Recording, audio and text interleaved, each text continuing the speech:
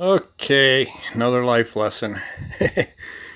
So, yesterday I started working on changing the struts on the HHR.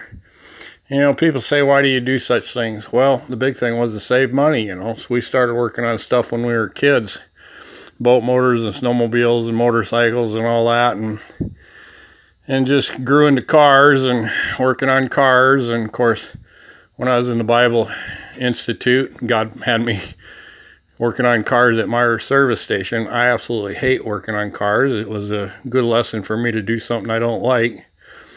And but in the meantime, it served me well, especially on deputation. I was able to repair a lot of missionaries' cars while I was on the road. And the big thing was on the mission field. I did a lot of work on our own vehicles and some other people's vehicles while I was on the mission field too. And here I am getting older, and before it was always a lack of money, and it can be still, but paying a mechanic can be very expensive for sure. And I got to where I'd found a decent mechanic down by Shipshewana, thanks to Brother Seaver, and I use him. Just a big thing is if you're doing anything on the underside of the body, a lift is a huge help, and having the right tools is very important. That's why it's so important to use a King James Bible. It's the right tool. And I know all about Bible translations because of Romania. Their Bible translation was missing a lot of precious promises. And the biggest thing about Romanians is they didn't have assurance of salvation because they didn't have the promises that they are saved. And their Bible also taught salvation by baptism, which baptism doesn't save you, and works for salvation, which your works cannot save you. And so I can show anybody these kind of different things, and having the right, having a corrupt Bible does build corrupt churches, corrupt doctrine, and so many people are deceived, and it's sad. So as far as English, God gave us a perfect Word of God. It's the right tool for ministry and for life, living life. Man shall not live by bread alone, but by every word that proceedeth out of the mouth of God. Christ said that. And it's sad that we got 1 billion people on this earth who claim to be Christian, but at the same time, they hardly even know John 3:16. And, it's dawned on me that kids nowadays, they don't even know how to check their oil. They don't know how to change a tire. And it's sad. So, some people might think these life lessons are stupid, but in the meantime, hey, what are you going to do? You ain't got the money to pay somebody to fix your car.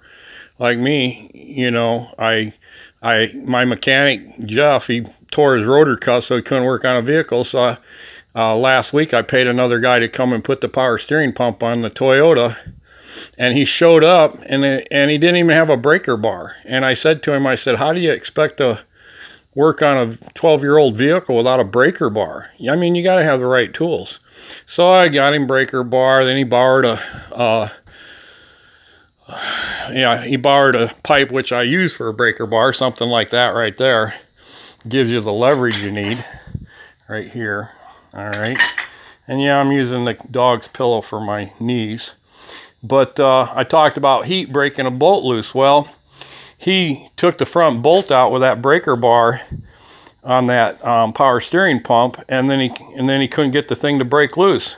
So I loaned him a pry bar, and I got pry bars down here, and I loaned him a pry bar, still couldn't get it. So we took an axe and beat the thing and broke it loose. And then he realized, there was a bolt in the back. Well, I thought the bolt went all the way through. Now, if you look at this is something.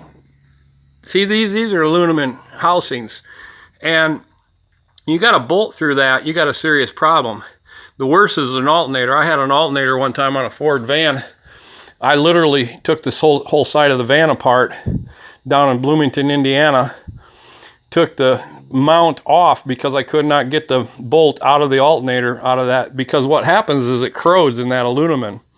And when I was working on cars, of course, I just got saved, was in the Bible Institute, and I always said to people, God's so merciful and has so much grace, he could even forgive an engineer.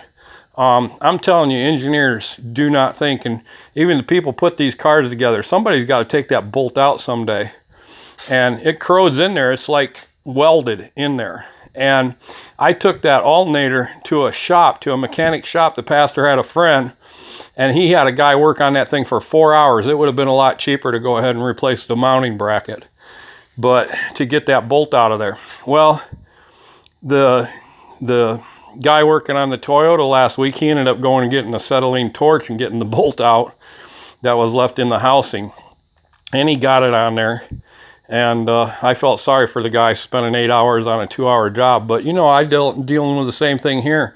You're talking 3 bolts to change the bottom, 3 bolts to change the top, to put this strut in and change the strut. That's the strut, the new strut. That's the old strut.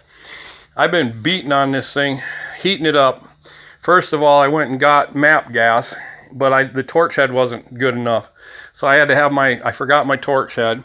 So I had my wife bring my torch head up, and I heat and heat and heat and heat, and I got the top bolt out. I started getting the bottom bolt broke loose, and you notice I got a towel wrapped around it. I got a wet towel wrapped around the rubber boot for the CV joint, because I don't want to melt the CV joint with all the heat. So you always got to think ahead a little bit and plan that out. But I literally beat that bolt so bad that trying to break that thing loose, and it's still not out of there. I got to take another bolt, use another bolt to beat that the rest of the way out of there. But it is loose now. I got it spinning around in circles because I couldn't get the nut off. And I literally, with a breaker bar, I literally broke it off. Excuse me. I broke that thing. Look at, I beat that thing so bad, I smashed it. I told you about putting the nut back on so you don't smash the bolt. Well, I smashed the nut. The only way to get that off was to beat it. And so I beat it, got it broke loose, and then what do I got? I tried to get it off of there. I had to beat the socket on there because I beat it up so bad. I mean, using a sledgehammer, I got a couple of them here, you know, and you got to have a big hammer with this kind of stuff. But I snapped that thing right in half. Well, then it was stuck in the socket. It was stuck inside the socket, okay? I wanted to share this with you because this is another little trick. But it was stuck inside the socket, and how do you get it out then? Then you take a screwdriver, and you put the screwdriver in the bottom side, and you take it against cement floor, and you beat that thing, and it'll pop that bolt out of there. And that's how you get a bolt out of a stuck socket. All right, so anyhow, always learning these things. Of course, I've learned a lot, and it's helped me through the years, and that's why I'm trying to share these things with others. I mean, it's a great life lesson, and it's something that can help people out, application in a lot of different ways. You know, I can apply anything to the scriptures. Jesus did that. He was the best teacher, and we need to learn from him above all. Thank you.